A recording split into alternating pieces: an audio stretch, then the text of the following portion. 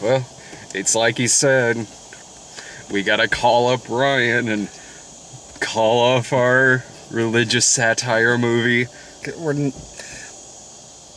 I have faith in Jesus Bro being fun, but it's not gonna be that good.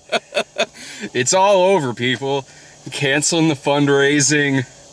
Crap. I'm just gonna burn the script. Yeah. Just right there in the garbage disposal. So what are we gonna do with the 28 grand we've raised? I'm going to Disneyland. No, actually, if you haven't seen, we are doing a fundraising on Saturday from noon to midnight Central Time. Just 12 hours of live streaming random bullshit. Come check it out if you want. It'll largely be a giant clusterfuck, most likely. Oh, that instantly dates this video. I love it when that happens. Fuck you it. see an old video that's like, come see us at this convention this weekend. You know what? If we're gonna whore ourselves, we might as well just go fucking balls out. Exactly. Yeah. But anyway, so Sausage Party, fantastic. Oh, that was that was really good. Mm-hmm. I thoroughly enjoyed every minute of that movie. It did not have a fucking weak point at all, in my opinion. No, because it kept the laughs moving. It was consistently funny. It's probably only about 80 minutes long. Oh, God. It was a great sit, and it gives you a level of satire that you don't see in the trailer. This movie's kind of the Logan's Run of talking food movies.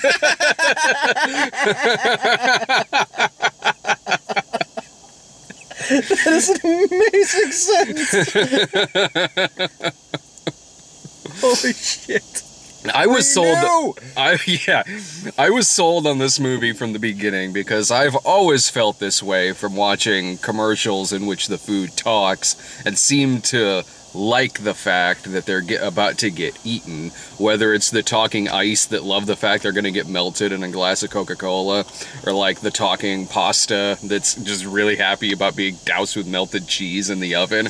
Like, what is happening here? Like, those commercials always blew my mind, and finally we get a movie about it where the food talks. They perceive humans as gods who are being picked to take them to the great beyond.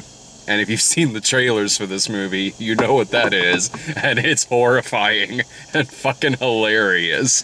Oh, yeah. But it's also, the whole movie's an allegory for religion, whether it's the fact that this great beyond is from, okay, what was it? It was a Twinkie, it was Mr. Grits, it was Firewater, who are unperishables, so they've been in the store for God knows how long. In Mr. Grits' case, since the 70s. maybe the 60s? It could be. Yeah. Could be the 60s or 70s. So, there's a lot of different layers in this film. It's about the story of the Great Beyond was created by these unperishables, and yet you have different foods who are kind of taken what they have said about the Great Beyond and sort of twisted it into their own meaning, and the ethnic groups, you know. And that was amazing. There's a whole lot of really easy, cheap jokes in this movie, but they're so well done. Yeah, there's a lot of really funny puns throughout the movie. Yeah. There are a lot of sex jokes and double entendres, but it's more often than not it works. And plus, the food is, depending on where the food is from. It's almost so stereotypical. It's amazing. Yeah. The Jewish bagel, the fucking, God damn, the sauerkraut. The sauerkraut who's Hitler. Yes. Who's Hitler. At one point, the story from the Unperishables is twisted by the sauerkraut to form the Third Reich that is dead set against exterminating the juice. And the juice just looks really confused. Yeah, and there's also the the bagel arguing with the I can't remember what it was called. Basically, it was very... Because it was a food that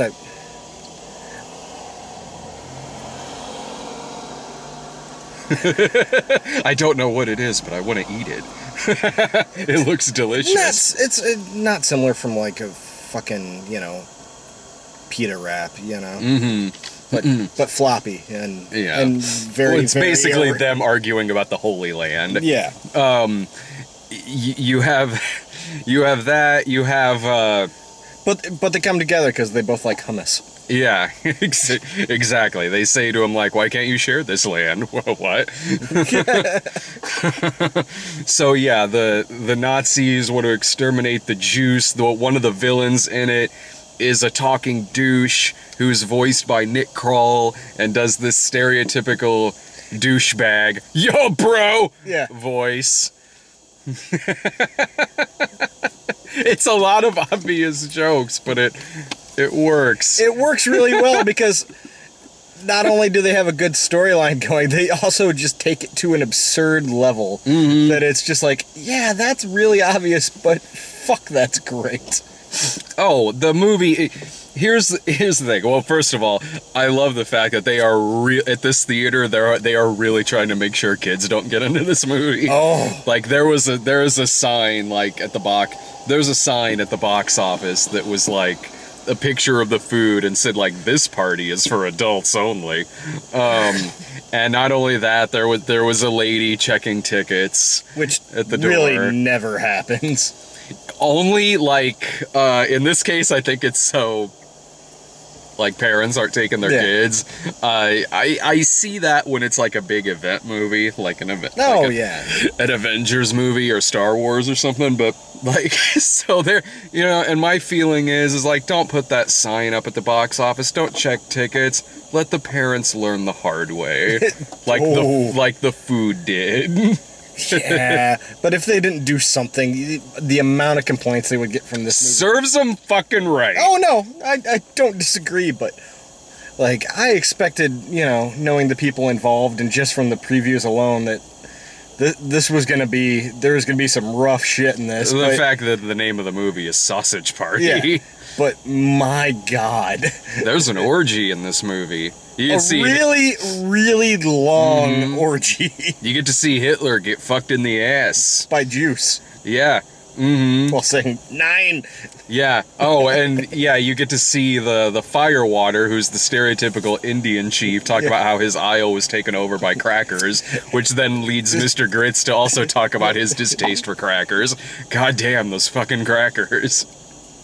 The movie got me, man. It was funny.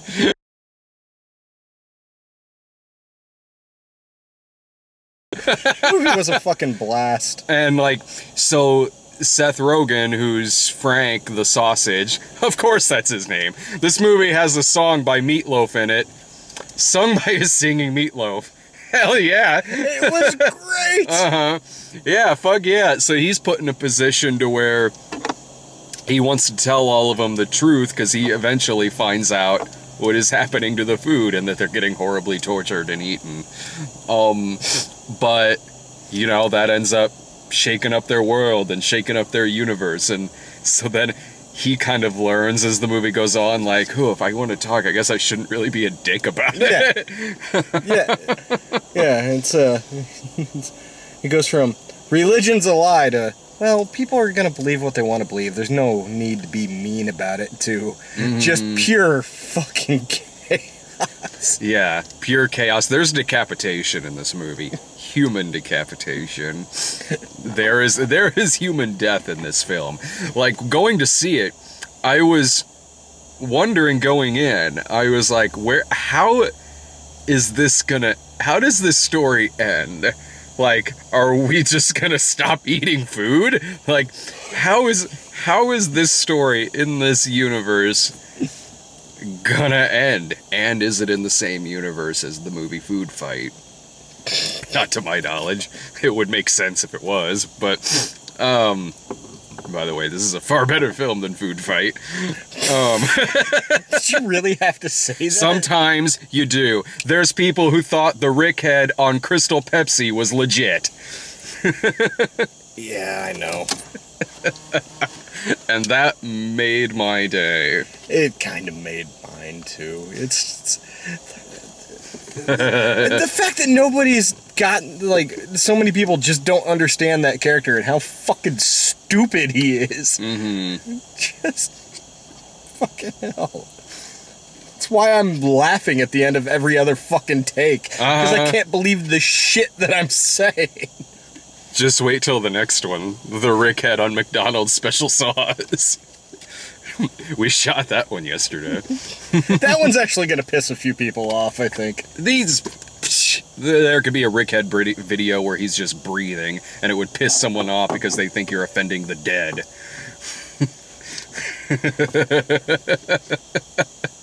It would probably happen. In which case, that person should probably not go see Sausage Party. There will be a lot that'll offend you in it. Yeah. There's Chinatown in it. Guess what that is? It's just a Mexican bar. Oh, there's Talking Tacos. That, of course, is Mexican. And it's a walking taco, so it's also a lesbian. But it's charming because it's Selma Hayek. Uh-huh.